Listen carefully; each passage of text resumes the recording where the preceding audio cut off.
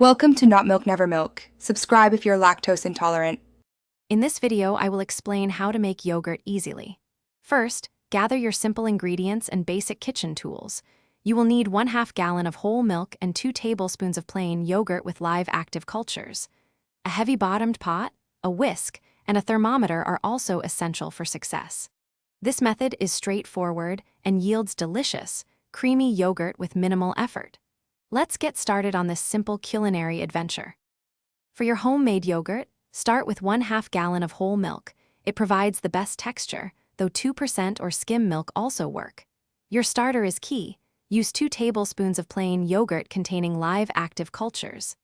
Ensure your starter is fresh for optimal results. You'll also need a good thermometer to accurately measure milk temperatures and a sturdy pot to prevent burning. These simple items are all you need to begin. Begin by heating your milk in a heavy-bottomed pot over medium heat, stirring frequently to prevent scorching. Bring the milk to 180 degrees Fahrenheit. This step denatures proteins, leading to a thicker yogurt. Hold this temperature for 10 to 20 minutes.